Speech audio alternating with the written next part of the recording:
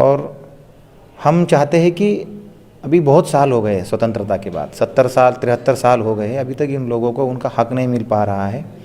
तो जैसे ही केंद्र में मोदी जी की सरकार आई है, उनके नेतृत्व में सरकार बहुत अच्छे कदम इस समाज के लिए उठा रही है, लेकिन वो जो काम कर रहे हैं वो इस समाज के आखिरी स्तर तक जाए, इसके लिए हमारा संगठन काम करता है। अभी उन्होंने 2015 से 18 तक केंद्र में एक कमीशन बिठाया था ताकि पूरे देश भर में इस समाज का अभ्यास कर सके और सरकार को इनके बारे में बता सके। तो उसमें ये चीज़ सामने आई है कि करीबन इस देश में 15 करोड़ लोग, जो कि भारत सरकार ने सुप्रीम कोर्ट में एफिडेविट दिया है कि ये 15 करोड़ लोग हैं जो अलग अलग स्टेट में अलग अलग जातियों के नाम से जाने जाते हैं, और इन 15 करोड़ आबादी में से खाली 2% लोग एजुकेटेड है, करीबन 90% लोग होमलेस हैं। तो हम किस तरह से माना जाए कि हम स्वतंत्र हुए हैं और हमें सब कुछ मिला है? तो सभी स्तरों के साथ इन्हीं का भी विकास होना बहुत ज़रूरी है। तो इसके लिए संगठन काम करता है। संगठन के माध्यम से इनके विकास और कल्याण के हेतु जो कार्यक्रम सरकार के, वो भी अवेयरनेस किया जाता है और कुछ मांगे सरकार को भी दी जाती है। अभी 2019 में केंद्र सरकार ने पहली बार विमुक्त घुमंतु जनजातियों के कल्याण एवं विकास के लिए एक बोर्ड गठित किया है, जिनके अध्यक्ष आदरणीय दादाई दाते जी हैं। अभी तक 13 राज्यों में उन्होंने प्रवास किया है और पता चला है कि केंद्र के जो प्रोग्राम बनते हैं वो आखिरी स्तर तक नहीं आते हैं। और आज तक जम्मू और कश्मीर में ये तकलीफ थी कि यहाँ कोई संगठन आ भी नहीं सकता था, वो सेक्शन 370 की वजह से बाहर का रजिस्ट्रेशन यहाँ चलता भी नहीं था, और इसीलिए इन लोगों के लिए काम करने वाला कोई संगठन भी नहीं था और इनकी कोई आवाज़ भी नहीं थी। तो अभी ये संगठन अच्छी तरह से जम्मू और कश्मीर में बन पाया है और अच्छी तरह से काम भी चल रहा है। कल हमने माननीय उपराज्यपाल महोदय से मुलाकात भी की और उनके सामने बातें भी रखी है कि जिस तरह भारत सरकार ने इनके लिए बोर्ड बनाया है कल्याण और विकास के लिए, वैसा ही बोर्ड जम्मू और कश्मीर में बने। केंद्र सरकार में अभी हाल ही अगस्त 2020 में एक पत्र निकाला है कि इस समाज का सर्वे हो, जो घरेलू सर्वे हो, घर घर जाकर सर्वे करे, इनका पूरा डिटेल्स डाटा सरकार को पता चले और उस आधार पर सरकार इनके लिए स्पेशल, इनके लिए नवोदय जो विद्यालय होते CBSE पैटर्न के, वो भी लाने वाली है अप्रैल से, जो गुज्जर बकरवाल हो या सिप्पी हो, बाजीगर हो, सांसी हो, ये समाज भी इनका फ़ायदा ले सके।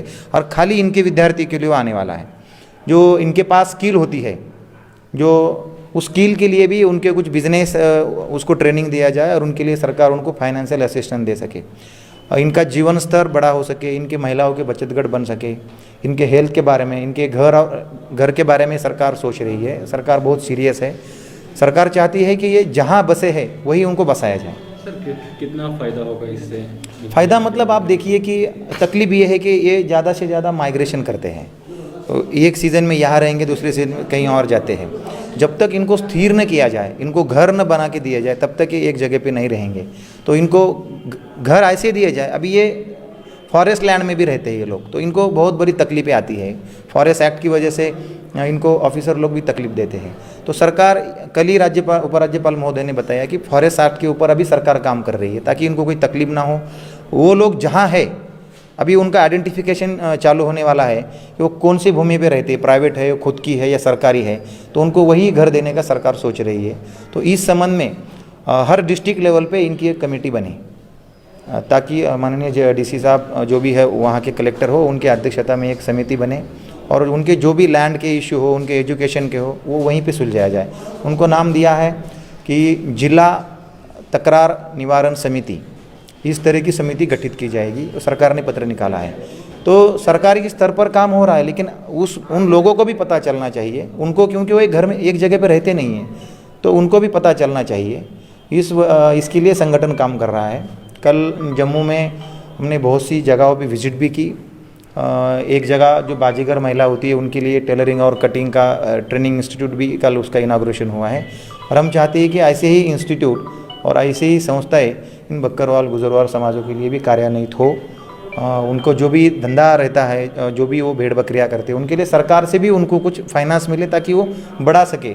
और उसके साथ उनका जो उलन के कपड़े वगैरह बनाते हैं, तो उस हिसाब से भी कोई ट्रेनिंग इंस्टीट्यूट चालू करे और उनको सरकारी तरफ से फाइनेंशियल असिस्टेंस दिया जाए। और सबसे दुख इस बात का होता है कि ये शेड्यूल ट्राइब में है और आज तक इनको कोई पॉलिटिकल रिजर्वेशन नहीं था, गवर्नमेंट जॉब में रिजर्वेशन नहीं है, तो इनका विकास कैसे हो पाएगा? कुछ लोगों का विकास हो पाया है सरकार, लेकिन अब ये धारा हटने से निश्चित स्वरूप से जो सेंट्रल गवर्नमेंट के लॉ है वो अभी यहाँ अप्लाई हो जाएंगे और उनको राजनीति हो, शिक्षा हो या सर्विस हो, सब में आरक्षण मिलेगा। लेकिन बहुत समय लगा है, लेकिन ठीक है, जो भी लगा हो तो अभी उनकी उन्नति चालू हो, इस तरह से हम काम करने के लिए आए हैं और इस हिसाब से अभी यही इस बारे में चर्चा करेंगे।